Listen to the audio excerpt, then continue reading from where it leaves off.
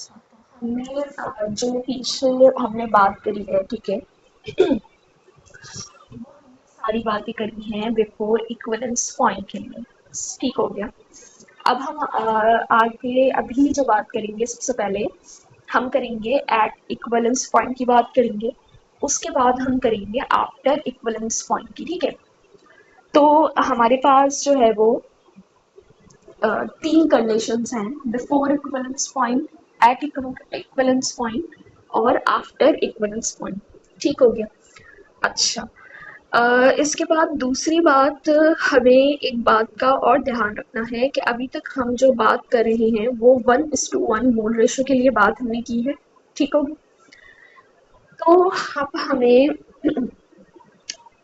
Equivalence point की अगर हम बात कर रहे हैं तो हमें इक्विवेलेंस पॉइंट कौन से वॉल्यूम पर आ रहा है कि कितना Cm+4 हम ऐड करेंगे कि हमारा, हम कहेंगे कि ये पॉइंट हमारा इक्विवेलेंस पॉइंट है। तो अब हम ये कैसे पता लगाएंगे, क्योंकि अगर हम प्रैक्टिकली बात कर रहे होते हैं तो इक्विवेलेंस पॉइंट हम कैसे पता लगा रहे होते हैं, अगर कोई इंस्ट्रूमेंटल टाइट्रेशन कर रहे हैं तो हम फिर वैल्यूज के ड्रास्टिक चेंज से इंक्रीज हो रही है, डिक्रीज हो रही है, कांस्टेंट हो रही है, इस इन वैल्यूज के उससे हम जो है वो पता लगा रहे होते हैं अपना इक्विवेलेंस पॉइंट।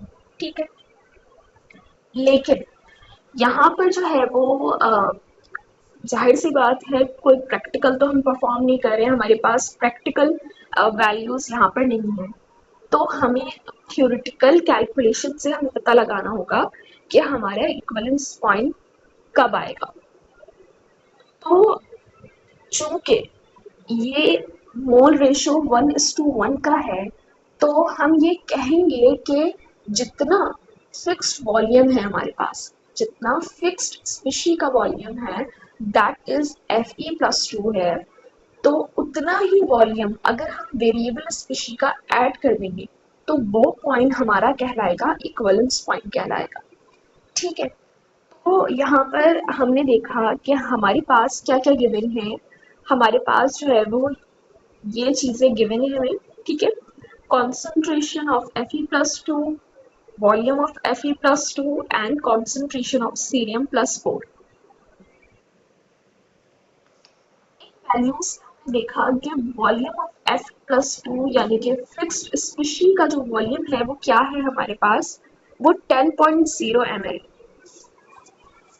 हमने ये कहा कि वेरिएबल स्पीशी यानी कि Cerium+4 के 10.0 ml ऐड करने पर ही हमारा इक्विवेलेंस पॉइंट आएगा।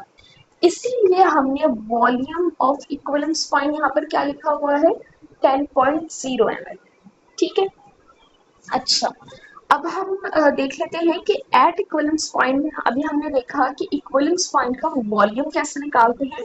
अब हम देखते हैं कि अब हमारे जो भी हमारा सिस्टम है, जो भी हमारा बीकर या फ्लास्क है, उसमें क्या चेंजेस आ रही हैं, इनिशियली क्या मौजूद है, फिर हम डाल रहे हैं तो क्या बच रहा है हमारे पास, क्या चीज़ ऑक्सीडाइज हो रही है, क्या रिड्यूस हो रही है, कौन सा रिडॉक्स कपल एग्जिस्ट कर रहा है।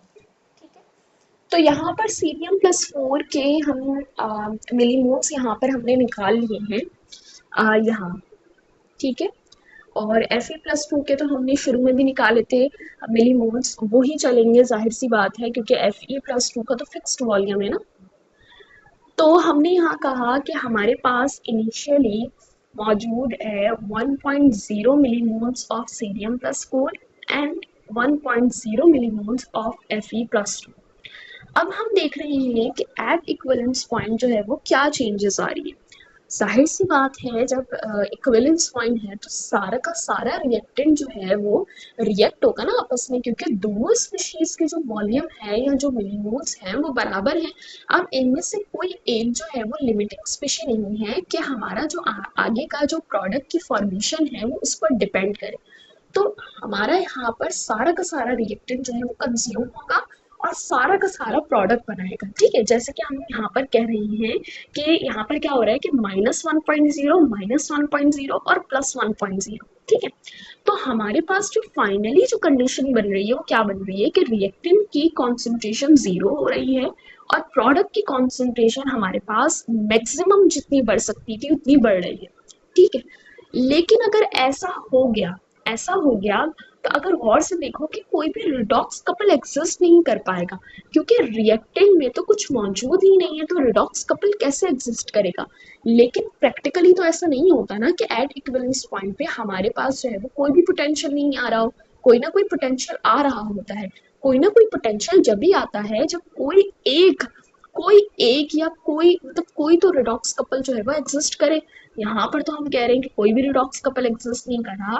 तो अब हम ये कहते हैं कि हमारे पास जो है वो ऐसी कंडीशन नहीं बनती। मतलब क्या है इसका कि रिएक्टेंट के कुछ ना कुछ मिलीमोल्स जो है वो बाकी रह जाते हैं, ठीक है। वो आगे प्रोसीड नहीं होते, वो आगे प्रोडक्ट नहीं बनाते, ठीक है।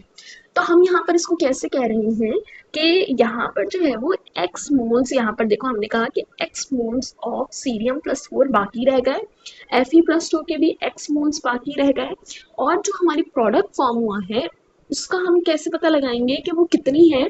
जाहिर सी बात है कि एक चीज आगे फॉर्म हो रही है, ठीक है। अगर मुझे उसका पता लगाना है तो मैं देखूंगी कि उसके पीछे कितनी चीज मैंने छोड़ दी है।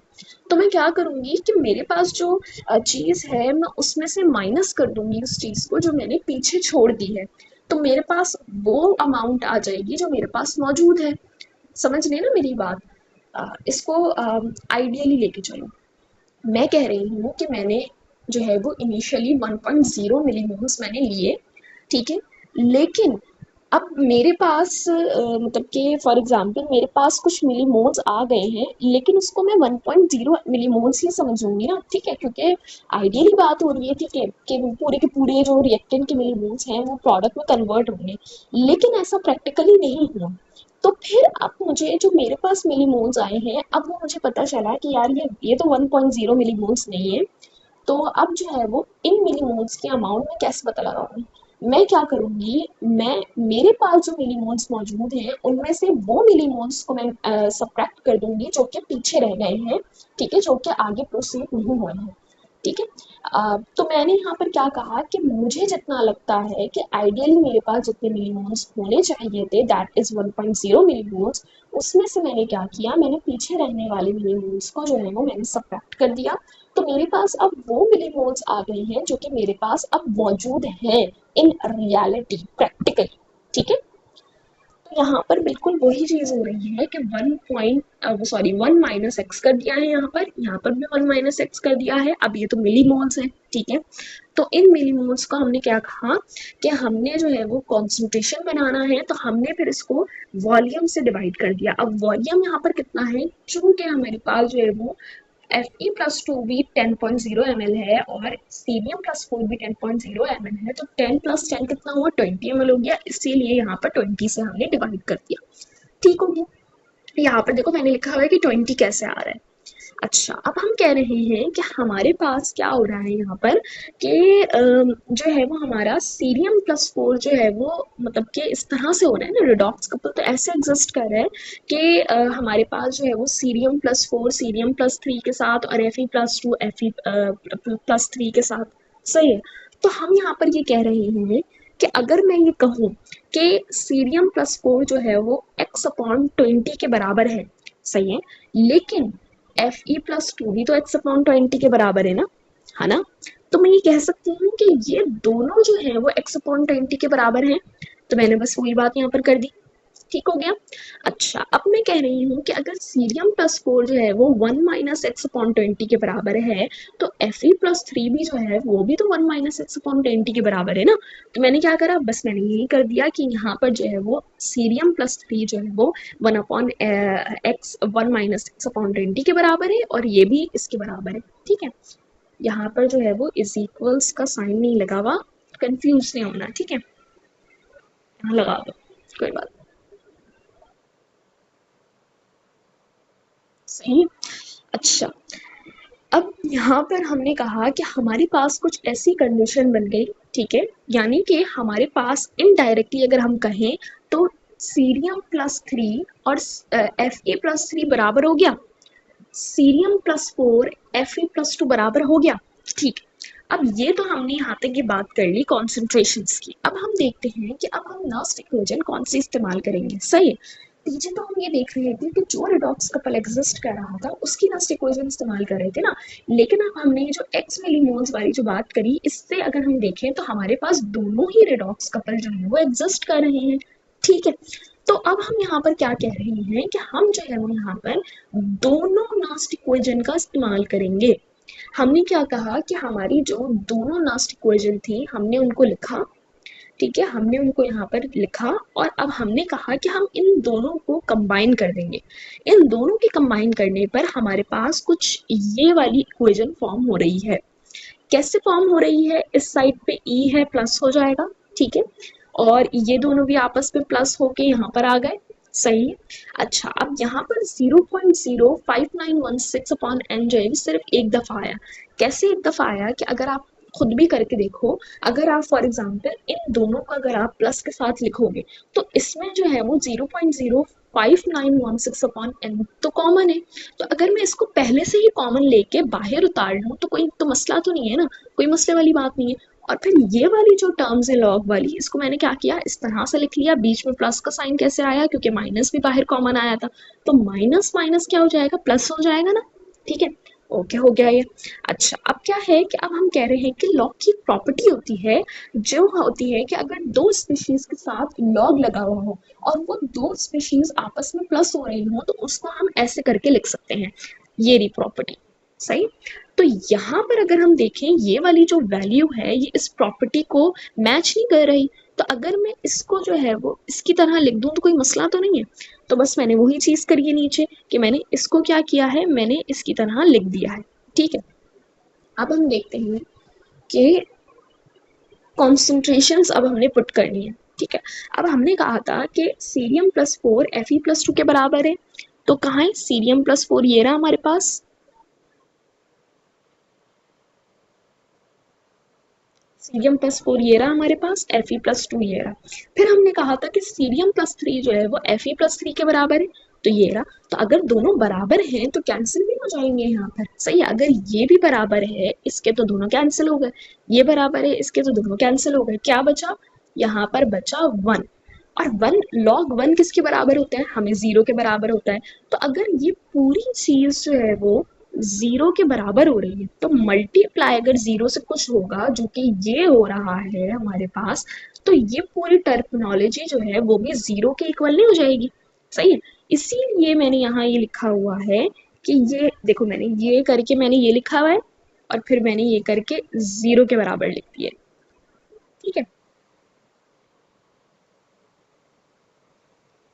0 के बराबर हो गई पूरी ये। सही। अब हम आगे देख लेते हैं कि अब आगे क्या हो रहा है कि जब ये पूरी टर्मिनोलॉजी 0 के बराबर हो गई तो अब हमारे पास क्या बचेगा। ठीक है, हमारे पास बचेगा 2e is equals to E0 1 यानी कि सीरियम+4 का, और E0 2e यानी कि Fe+2 का। ये 2 यहाँ मल्टीप्लाई हो रहा है, वहां जाके डिवाइड हो जाएगा। तो ई सेल हमारे पास आ जाएगा E1 plus E2 divided by 2। ठीक है, तो हमारे पास जो है वो ये इक्वेशन आ गई। ठीक है, जो कि हम इस्तेमाल करेंगे अपने पोटेंशियल को निकालने के लिए एट इक्विवेलेंस पॉइंट, जब हमारा मोल रेशो 1:1 का होगा। ठीक है, हमने ये बात कर ली एट इक्विवेलेंस पॉइंट की। सही, समझ आ गई सबको। अच्छा, कुछ इसमें मुश्किल बात नहीं थी। ठीक है, अब हम देखते हैं कि आफ्टर इक्विवेलेंस पॉइंट हमारे पास क्या कंडीशन हो रही होगी। सही है, आफ्टर इक्विवेलेंस पॉइंट जो है वो हमारे पास कुछ ऐसी कंडीशन हो रही होगी कि अब हम इसी को इस्तेमाल करते हुए हम आफ्टर इक्विवेलेंस पॉइंट समझेंगे। ठीक है, क्योंकि हमारे पास आफ्टर इक्विवेलेंस पॉइंट मतलब कि समझने के लिए सर ने मतलब एग्जांपल सर ने करवाई थी, लेकिन मैंने वो रिटन में की है। ठीक है, तो हम इसी पे हम समझते हैं।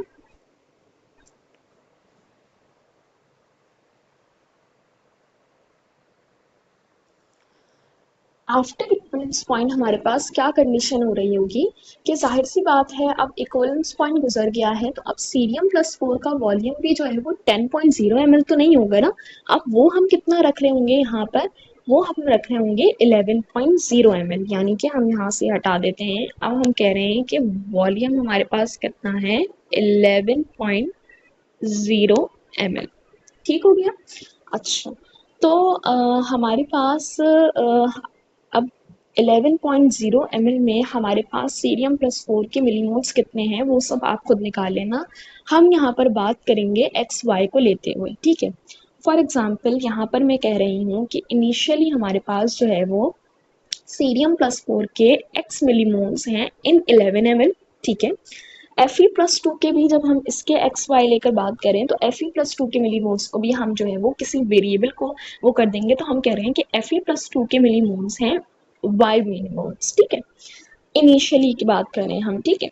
अच्छा, तो अब हमने क्या कहा कि अब जो है वो सीरियम प्लस फोर की जो अमाउंट है या जो वॉल्यूम है वो Fe प्लस टू से ज़्यादा हो गया है, ठीक है। लेकिन ऐसा तो नहीं होता ना कहीं भी, मतलब अब और से अगर देखा जाए, ऐसा तो कहीं भी नहीं होता कि एक चीज़ कम मौजूद है और एक चीज़ ज़्यादा मौजूद है तो क्या ज़्यादा वाली चीज़ जो है वो सारी की सारी आगे बढ़ेगी, ऐसा तो नहीं होता ना। वो अपनी लिमिटिंग स्पीशी को देखते हुए रिएक्शन प्रोसीड करेगी और फिर प्रोडक्ट बनाएगी। यानी कि हम बिफोर इक्विवेलेंस पॉइंट हम लिमिटिंग स्पीशी जो कह रहे थे वो Fe प्लस टू थी, लेकिन आफ्टर इक्विवेलेंस पॉइंट अब हमारी लिमिटिंग स्पीशी कौन सी है, सीरियम प्लस फोर है, ठीक है। तो अब हमने यहाँ पर क्या कहा कि सीरियम प्लस फोर जो है वो अगर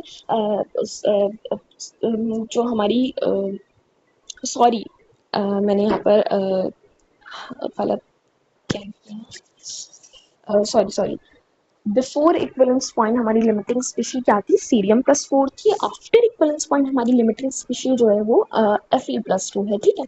तो यहाँ पर हम कह रहे हैं कि अब सीरियम प्लस फोर की तादाद ज़्यादा है तो Fe प्लस टू की तादाद कम है। लेकिन ऐसा तो नहीं होगा ना कि सीरियम प्लस फोर जो है वो आगे मतलब कि उसका जितना अमाउंट है वो सारा का सारा अमाउंट प्रोडक्ट में बन रहा होगा, नहीं।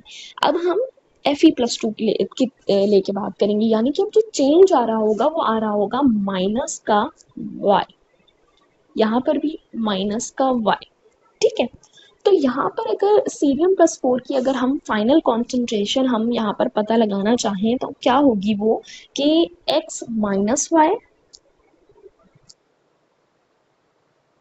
यही होगी, ठीक है। और यहाँ पर होगी जीरो, क्योंकि तो हो गया ना, तो जीरो रहेगी यहाँ पर, ठीक है। अच्छा, अब यहाँ पर हम देखें तो हमारे पास जो है वो अच्छा, अब आगे कितना बन रहा होगा ये भी तो बात है ना। जाहिर सी बात है जब माइनस वाई हो रहा है तो आगे भी तो प्लस वाई होगा। यहाँ पर वाई मिलीमोल्स बन रहे हैं। वॉल्यूम कितना है, अब ये तो मिलीमोल्स आ गए, अब इनको जो है वो हमें कॉन्सेंट्रेशन में कन्वर्ट करना है। अब हमारे पास वॉल्यूम कितना है, तो वॉल्यूम हमारे पास जो है वो Fe प्लस टू का तो 10.0 ml था, लेकिन सीरियम प्लस फोर का कितना था 11.0, तो 10 प्लस 11 कितना हो गया 21। तो हमने इसको 21 से डिवाइड कर दिया तो हमारे पास क्या आ गई, कॉन्सेंट्रेशन आ गई, ठीक।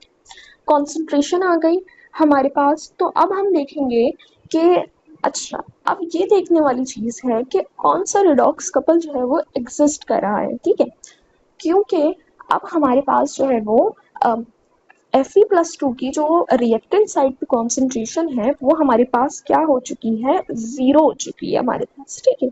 तो अब हमारे पास जो है वो अगर गौर से देखा जाए तो कौन सा रिडॉक्स कपल एग्जिस्ट कर रहा है, सिर्फ ये वाला, ठीक है।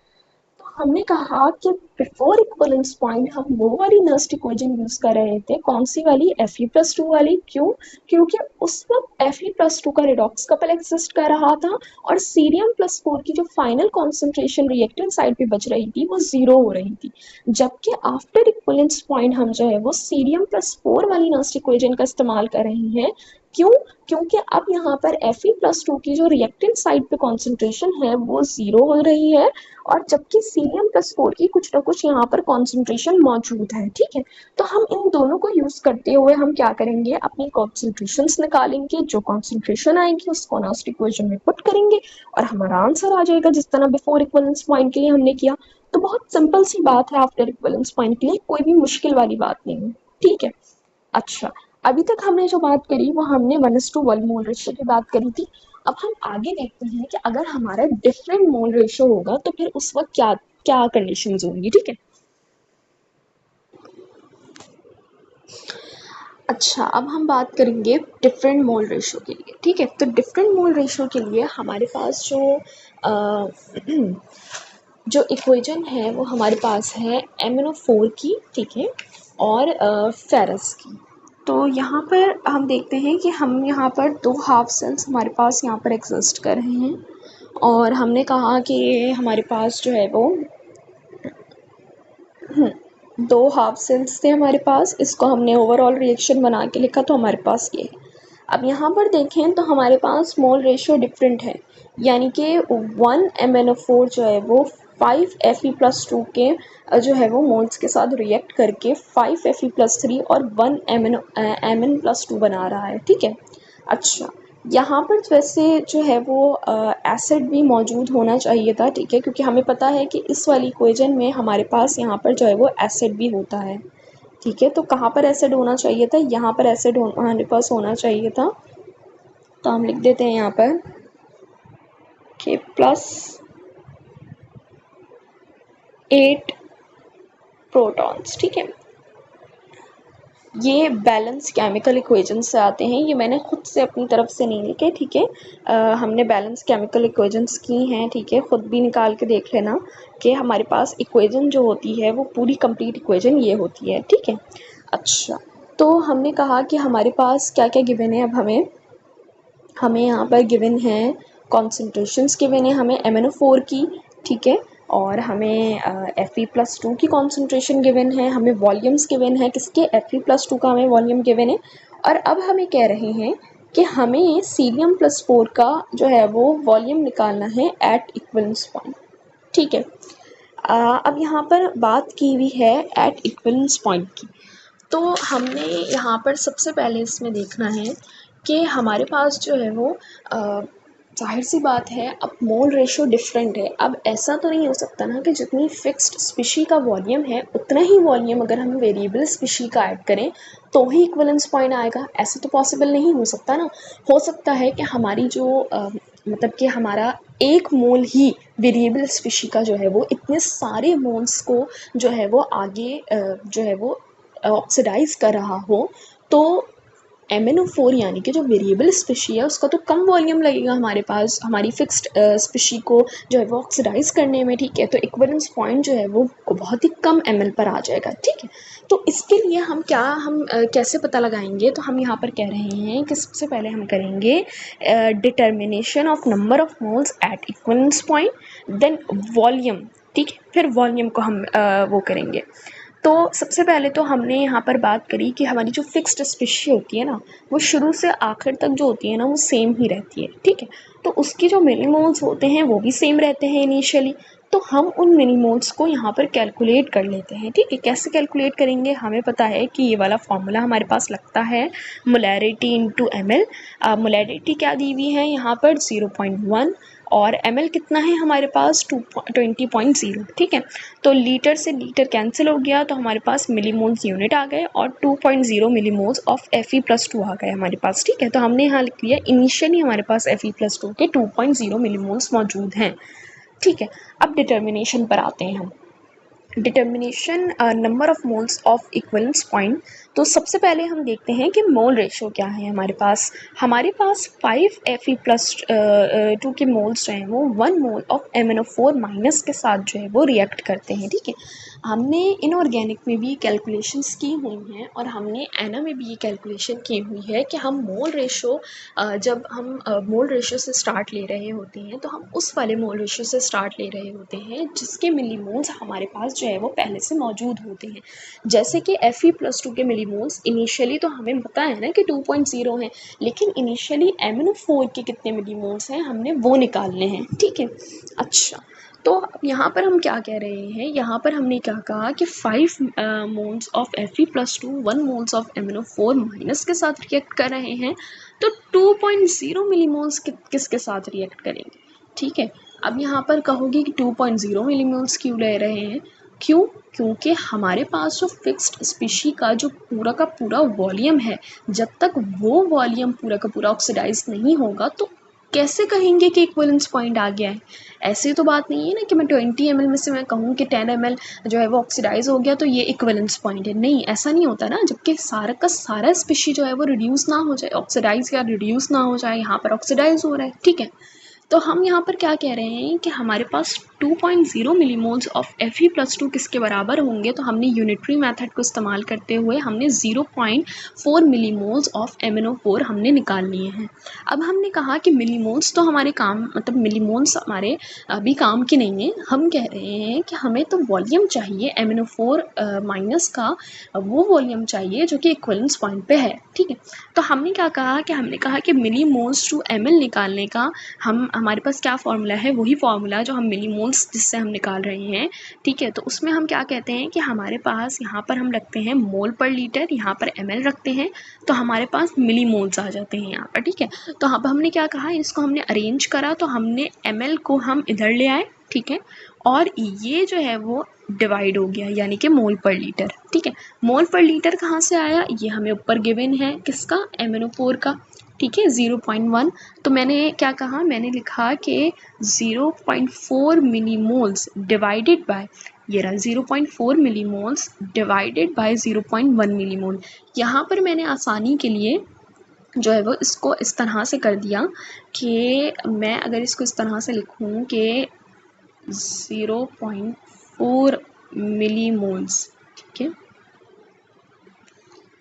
डिवाइडेड बाय 0.1 मोल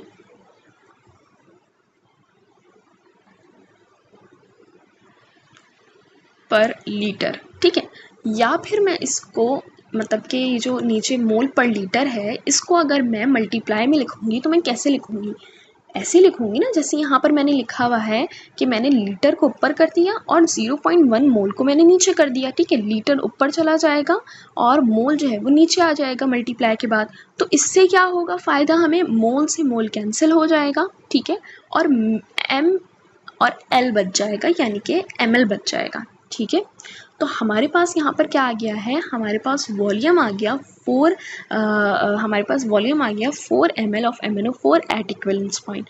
तो अब हमें पता चल गया कि 4 ml MnO4 डालने पर हमारा जो है वो इक्विवेलेंस पॉइंट आएगा। ठीक है, तो हमने अब इससे हमें फ़ायदा क्या हो रहा है। ठीक है, हमें फॉर एग्ज़ाम्पल सर ने हमें मतलब कि एक डिफरेंट मोल रेशो वाले सर ने हमें रिएक्शन दे दिया है, उसकी कॉन्सेंट्रेशन मेंशन कर दी है और फिक्स्ड जो हमारा वेरिएबल है, सॉरी फिक्स्ड स्पीशी है, उसकी हमें वॉल्यूम दे दिया गया है। ठीक है, अब सर ने जो है वो हमारी जो वेरिएबल स्पीशी है उसके डिफरेंट वॉल्यूम सर ने दे दिए और सर ने कहा है कि भाई इसका पोटेंशियल जो है वो निकालो।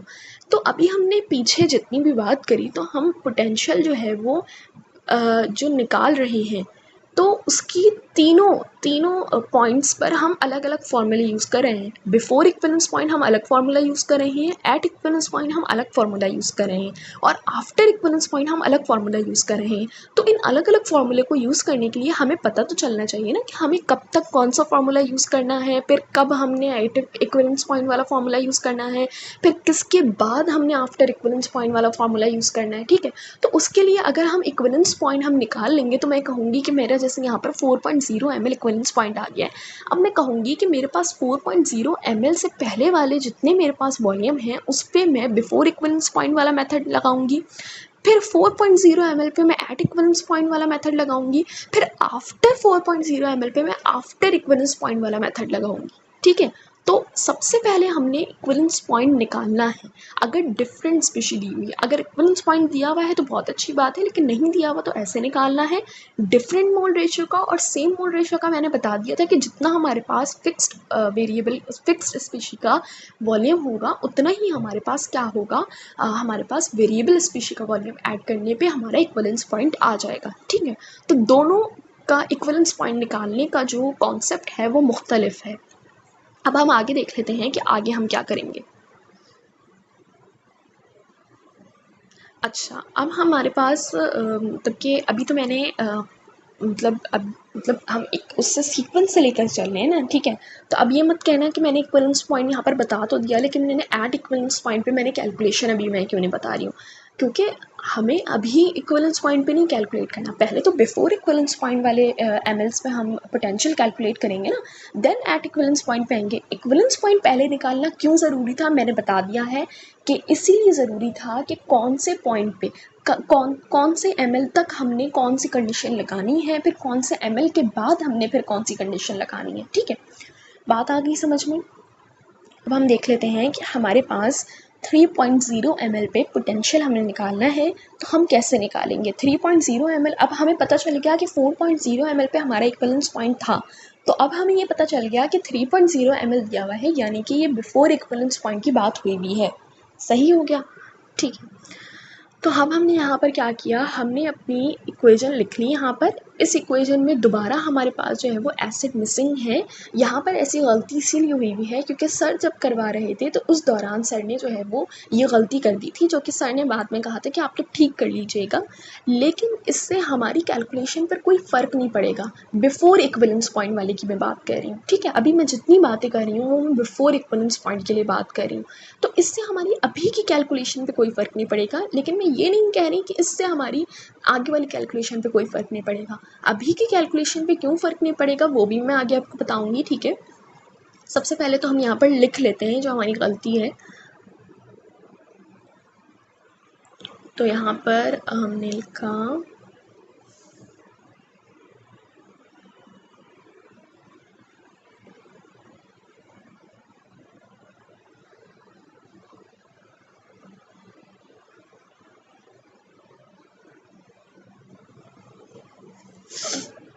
अच्छा। तो अब हमें निकालना है, अब हमने Fe+2 के तो मिलीमोल्स हमने पहले ही निकाल लिए थे, शुरू में ही हमने निकाल लिए थे, क्योंकि वो फिक्स्ड स्पेशी है, उसका वॉल्यूम फिक्स्ड है, ठीक है। अब हमने निकालने हैं MnO4 के मिलीमोल्स। किस पे निकालने हैं, 3.0 ml में निकालने हैं हमने, ठीक है। तो हमने यहाँ पर देखो फॉर्मूला हमने यूज़ किया, सही है। हमने फार्मूला यूज़ किया मोल पर लीटर मल्टीप्लाई बाय ml, तो लीटर से लीटर कैंसिल हो गया हमारे पास, यहाँ पर लीटर से लीटर कैंसिल हो गया, तो हमारे पास मिली मोल्स आ गए। कितने मिली मोल्स आ गए, 0.3 मिली मोल्स आ गए, ठीक हो गया। तो यहाँ पर हमने कहा कि इनिशियली हमारे पास Fe+2 के 2.0 मिलीमोल्स हैं और MnO4 के कितने हैं 0.3 मिलीमोल्स, ठीक है। अब हम देखते हैं कि चेंज कैसे आ रहा है, क्योंकि यहाँ पर चेंज जो है वो सिंपल सा नहीं आएगा, क्योंकि यहाँ पर मोल रेशो जो है ना वो 1:1 नहीं है। तो अब चेंज सबसे पहले तो हम देख लेंगे कि लिमिटिंग स्पीशी यहाँ पर कौन सी है, ठीक है। अभी भी यहाँ पर अगर हम देखें तो हमारे पास लिमिटिंग स्पीशी जो है, यानी कि जो कम तादाद में मौजूद है, वो MnO4 है। तो हम जो है वो MnO4 को देखते हुए चलेंगे कि हमारे पास कितने मिलीमोल्स ऑफ रिएक्टेंट जो है वो आगे प्रोडक्ट बनाएंगे, यानी कि चेंज कितना आएगा, ठीक है। तो MnO4 के तो MnO4 के लिए तो हमने लिख दिया कि -0.3 लिख दिया, ठीक है। लेकिन जो मसला आता है वो आता है Fe+2 का, क्योंकि ये 5 मोल्स के साथ है, ठीक है। तो इसके लिए हमने यहाँ पर जो है वो कहा, इसके लिए हमने अलग कैलकुलेशन करी। सबसे पहले तो मैंने जो है वो क्या किया, मैंने इसके जितने भी मिलीमोल्स बनेंगे उसको मैंने x सपोज किया, और अब मैं इस x के लिए कैलकुलेशन कर रही हूँ, ठीक है। तो इस x के लिए मैं कैलकुलेशन कैसे कर रही हूँ यहाँ पर कि MnO4 का 1 मोल, ठीक है। पीछे मैंने शुरू में एक बात कही थी, जब हम जो है वो मिली मोल्स एट इक्विवेलेंस पॉइंट निकाल रहे थे, तो हमने वहाँ पर सबसे पहले जो है वो मोल रेशो लगाया था। तो मैंने वहाँ एक बात कही थी कि हम मोल रेशो उस मोल से स्टार्ट करते हैं जिसके हमें मोल्स पहले से पता होते हैं, ठीक है। तो यहाँ पर हम MnO4 के मोल से स्टार्ट कर रहे हैं, क्योंकि हमने MnO4 के तो 0.3 मिलीमोल्स हमें पता है ना, ठीक है। हमें तो Fe+2 के मिलीमोल्स निकालने हैं, तो जिसके पहले से पता होते हैं ना दूसरे मोल्स, उससे हम बात को स्टार्ट करते हैं, ठीक है। तो मैंने कहा कि 1 मोल ऑफ MnO4 माइनस, यहाँ पर मोल और मिली मोल मैंने कुछ गलत नहीं लिखा, ठीक है। यहाँ पर आपको आगे कैसे पता चल जाएगा, क्योंकि यहाँ पर देखो मोल से मोल कैंसिल हो रहा है, तो ये कंफ्यूज नहीं होना कि एक जगह मैंने मोल लिखा हुआ है देन मैं मिली मोल से बात कर रही हूँ, तो इससे कंफ्यूज नहीं होना, ठीक है। अच्छा, तो हमने कहा कि 1 मोल ऑफ MnO4 जो है वो 5 मोल ऑफ Fe+2 के साथ जो है वो रिएक्ट कर रहा है, ठीक है। तो 0.3 मिलीमोल ऑफ MnO4 माइनस कितने मिलीमोल्स ऑफ Fe+2 के साथ रिएक्ट करेगा, तो यूनिटरी मेथड लगा के हमने ये कंडीशन बना ली। हमारे पास क्या आ गया 1.5 मिलीमोल्स आ गए। ठीक हो गया। तो अब हमने क्या कहा कि हमारे पास यहाँ पर क्या है कि 1.5 मिलीमोल्स आ गए हमारे पास। ठीक है, यानी माइनस के साइन के साथ, क्योंकि आगे रिएक्ट कर रहे हैं ना। जब Fe+2 के 1.5 मिलीमोल्स जो हैं वो आगे जा रहे हैं तो जाहिर सी बात है Fe+3 के भी 1.5 मिलीमोल्स जो हैं वो बढ़ रहे होंगे ना, क्योंकि यहाँ पर हमारे पास रिडॉक्स कपल कैसे एग्जिस्ट कर रहा होता है। यहाँ पर रिडक्शन मतलब हाफ सेल कैसा होता है, हाफ सेल ऐसा होता है ना कि हमारे पास यहाँ पर Fe ये इसका है, ठीक है, तो ये इसका है, ठीक है। इसके यहाँ पर जितने मिलीमोल्स जो हैं वो ऑक्सीडाइज हो रहे होंगे उतने ही तो प्रोडक्ट साइड पे बन रहे होंगे ना, ठीक है। यहाँ पर जितने रिड्यूस हो रहे होंगे उतने ही प्रोडक्ट साइड पे बन रहे होंगे। यहाँ पर कितने हैं -0.3, यहाँ कितने हैं +0.3। तो फाइनली हमारे पास कुछ ये कंडीशन आ जाती है कि MnO4 के हमारे पास 0 मिलीमोल्स मौजूद हैं और हमारे पास Fe+2 के कितने हैं 0.5, क्योंकि 1.5 और 2.0 को माइनस करेंगे तो 0.5 आ गया। ठीक है, यहाँ पर कितना है, यहाँ पर 1.5 है, यहाँ पर 0.3 है।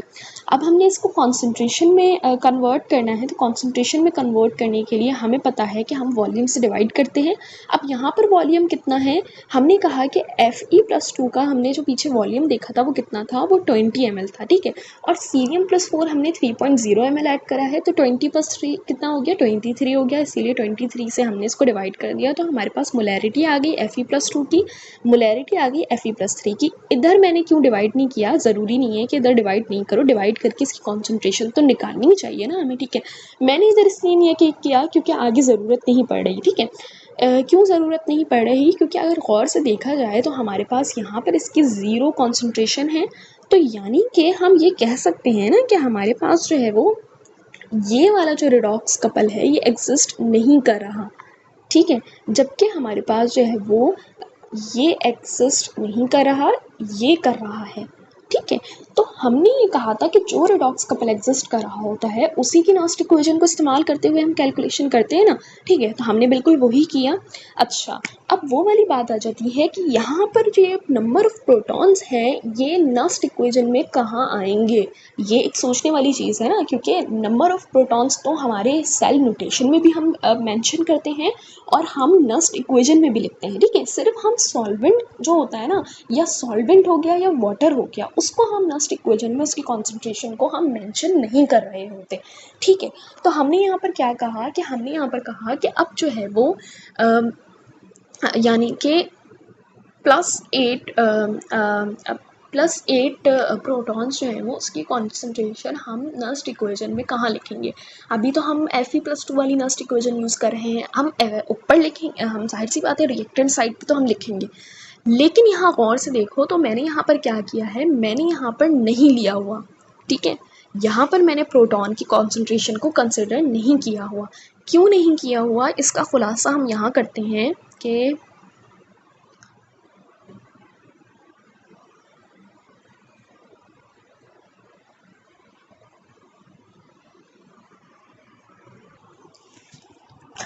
अच्छा, तो हम यहाँ क्या कह रहे हैं कि in redox reaction between MnO4 minus and Fe+2 which occurs in an acidic medium, the concentration of the acid affects the reduction half cell involving MnO4।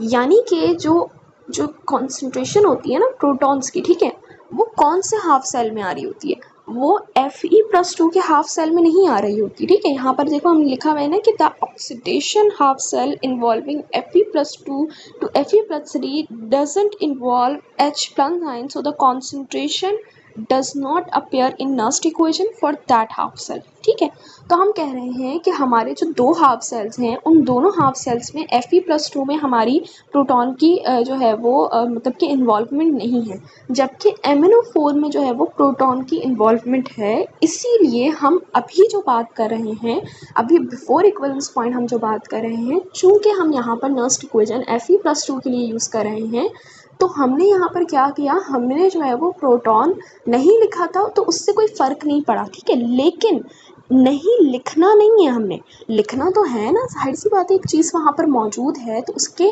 हमने मिलीमोल्स भी निकालने होंगे, ठीक है। आगे हमें वो भी पता चल जाएगा कि मिलीमोल्स हम कैसे निकालेंगे, ठीक है। आगे हम देख लेंगे, तो इससे परेशान नहीं होना कि मिलीमोल्स निकालने होंगे तो कैसे निकालने होंगे, आगे मैंने करवाए में हैं, ठीक है, सही। तो बस इसका रीज़न ये था कि हमारे पास इस वाले हाफ सेल में देखो यहाँ पर ये मौजूद है ना, ठीक है। तो हमने इसीलिए जो है वो अभी जो हमने बात करी Fe+2 के लिए, उसमें हमने प्रोटॉन्स की कॉन्सेंट्रेशन को जो है वो क्या नहीं किया, कंसिडर नहीं किया। बस सिंपल सी एक ये मतलब कि रीज़न है इसका, ठीक है। अच्छा, दोबारा इस पे आ जाते हैं। तो हमने कहा कि हमने जो है वो ये वाली डायरेक्ट इक्वेशन का इस्तेमाल किया, ठीक है। अब गौर से देखो, सही, यहाँ पर हम कह रहे हैं कि हमारे पास जो है ना वो 5 Fe+2 है, ठीक है। तो हम जब जो भी हमारे मोल्स होते हैं तो हम कॉन्सेंट्रेशन के ऊपर उतने जितने मोल्स होते हैं उतनी पावर आ जाती है, तो इसीलिए इन दोनों के ऊपर पावर आ गई, ठीक है। और हमारी इस नर्स्ट इक्वेशन में n भी तो है ना, और n हम किसको कह रहे होते हैं, नंबर ऑफ इलेक्ट्रॉन ट्रांसफर। और हमने हाफ सेल में अगर हम देखें तो कितने नंबर ऑफ इलेक्ट्रॉन ट्रांसफर हो रहे हैं, यहाँ पर हम देख लेते हैं, ठीक है। तो देखो कितने नंबर ऑफ इलेक्ट्रॉन ट्रांसफर हो रहे हैं, यहाँ पर 5 इलेक्ट्रॉन का ट्रांसफर हो रहा है ना, ठीक है। तो अब हम दोबारा अपने उस पे आते हैं, तो इसीलिए हमने n की जगह यहाँ पर क्या लिखा, 5 लिख लिया, ठीक है। और ये वाला जो 5 था, चूंकि ये ऊपर नीचे दोनों पे था कि तो मैंने इसको क्या किया, मैंने ओवरऑल इस पे इधर 5 लगा दिया। तो अगर हमें पता है कि लॉग की एक प्रॉपर्टी होती है कि उसके बराबर वाले टर्म पे अगर पावर में कुछ लगा हुआ हो तो वो लॉग से पहले आ जाता है ना, लॉग से पहले आ जाता है ना यहाँ पर। तो बस यही किया हमने, लॉग से पहले 5 को लिख दिया यहाँ पर, तो 5 और 5 कैंसिल हो गया, ठीक है। तो हमारे पास 1 आ गया। कहीं कहीं तुम्हें किसी के नोट्स में डायरेक्ट सिर्फ यही लिखी हुई दिखेगी, तो कंफ्यूज मत होना, ठीक है। क्योंकि अगर हम इन सबको सॉल्व करें तो यहाँ पर 1 आ रहा है, ठीक है। तो ये मतलब नहीं है कि n की जगह हम 1 पुट कर रहे हैं वहाँ पर, बल्कि सॉल्व करके 1 आ रहा है वहाँ पर, n की जगह तो 5 ही पुट कर रहे हैं हम, सही है। तो हमने इसको कैलकुलेट किया, कैलकुलेट करने पे हमारे पास ये पोटेंशियल आ गया, सिंपल सा, before equivalence point in different mole ratio, ठीक हो गया। अच्छा, अब हम बात करते हैं, पहले हम एट इक्विवेलेंस पॉइंट की बात नहीं करते, पहले हम बात करते हैं आफ्टर इक्विवेलेंस पॉइंट की। तो हमने कहा कि यहाँ पर अब देखो हमने एसिड की जो ml है और जो उसकी कॉन्सेंट्रेशन है वो भी यहाँ पर देखो, तो यहाँ पर मेंशन की गई है, इसलिए हम कह रहे हैं कि विद एसिड बात करें। इसका मतलब ये नहीं है कि बिफोर इक्विवेलेंस पॉइंट वाले में हम एसिड की बात नहीं करेंगे, वहाँ पर भी एसिड के मिलीमोल्स कैलकुलेट होंगे और वहाँ पर लिखे जाएंगे, ठीक है, सही है। आगे यूज़ नहीं होंगे तो वो हमारा कंसर्न नहीं है, लेकिन हमें सर को ये बात नहीं कन्वे करनी कि हम इतने डब्बो हैं कि हमें पता ही नहीं है कि यहाँ पर एसिड होना चाहिए, ठीक है, सही है।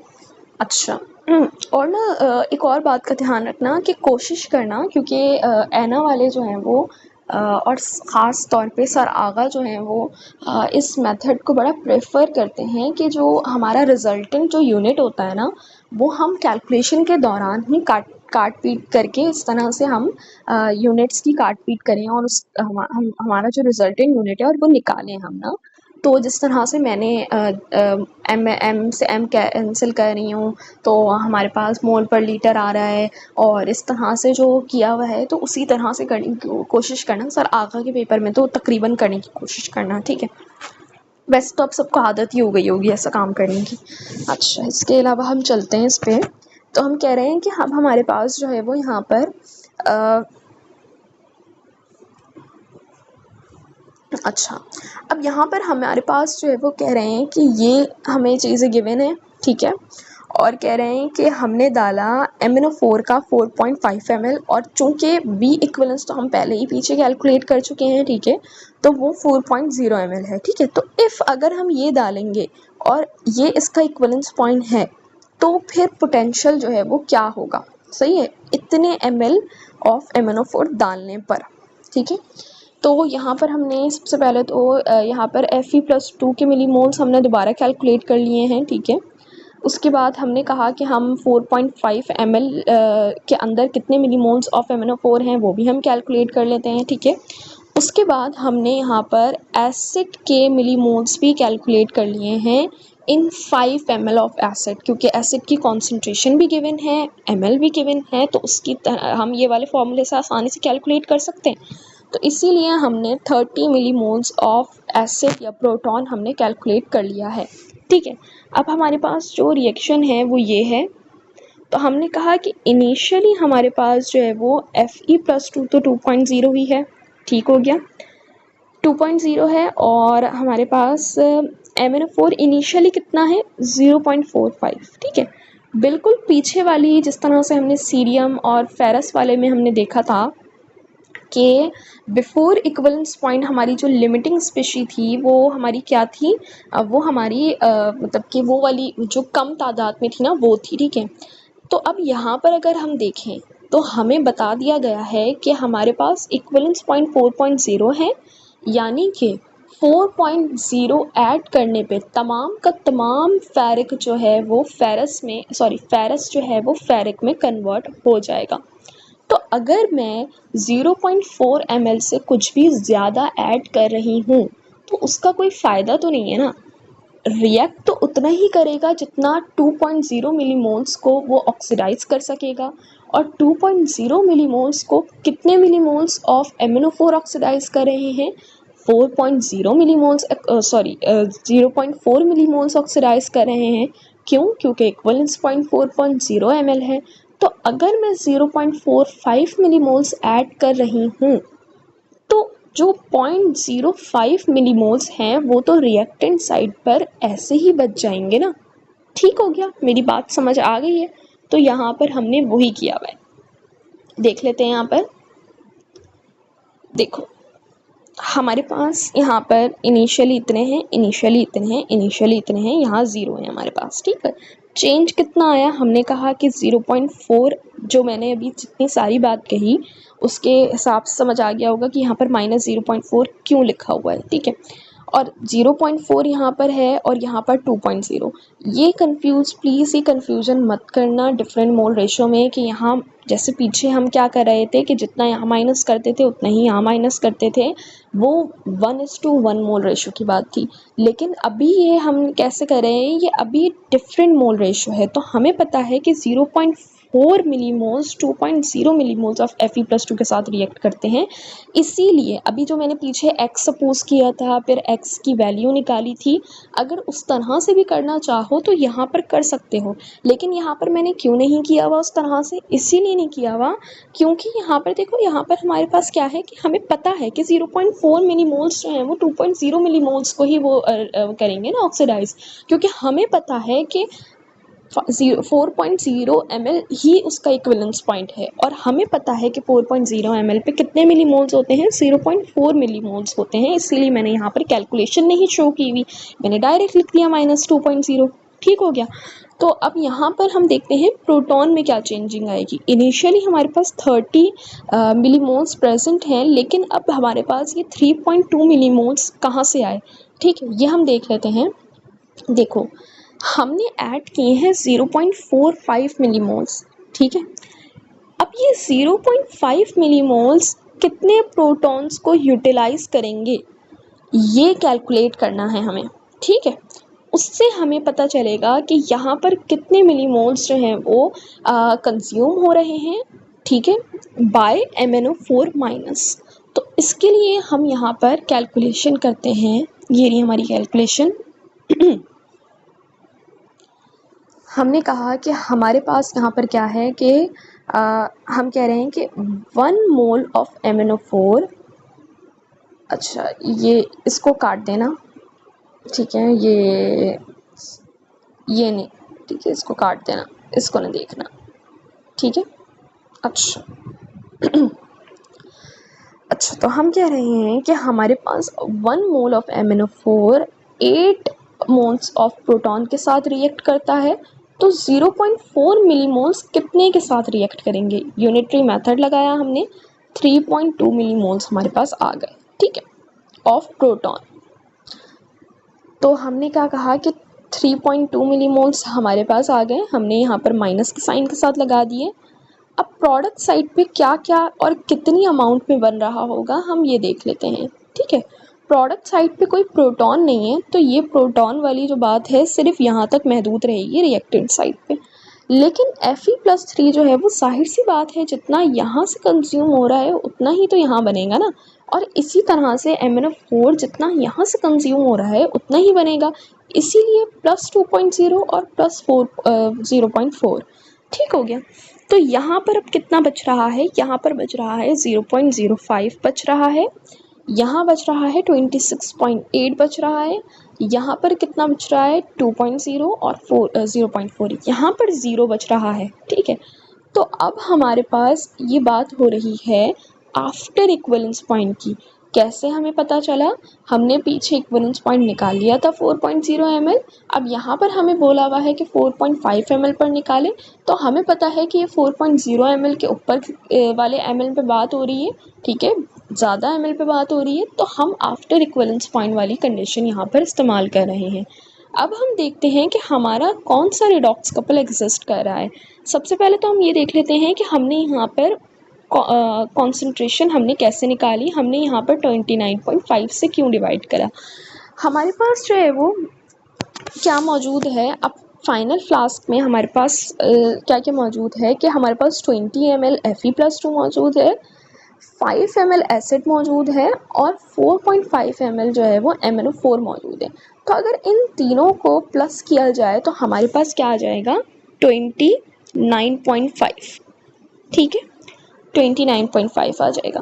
तो इसको हमने कैलकुलेट करके इसकी कॉन्सेंट्रेशन निकाल ली, इसकी कॉन्सेंट्रेशन निकाल ली, इसकी भी निकाल ली और इसकी भी निकाल ली। ठीक है, अब हमने कहा कि अब हमें देखना है कि कौन सा रिडॉक्स कपल जो है वो एग्जिस्ट कर रहा है। अगर हम यहाँ पर देखें तो इसकी तो ज़ीरो कॉन्सेंट्रेशन हमारे पास बच रही है। ठीक है, जबकि हमारे पास MnO4 की रिएक्टेंट साइड पे भी कॉन्सेंट्रेशन है और Mn यहाँ पर भी कॉन्सेंट्रेशन है, तो हम कहेंगे कि ये वाला जो रिडॉक्स कपल है ये एग्जिस्ट कर रहा है, इसीलिए MnO4 वाली नर्स्ट इक्वेशन का हम यहाँ पर देखो इस्तेमाल कर रहे हैं।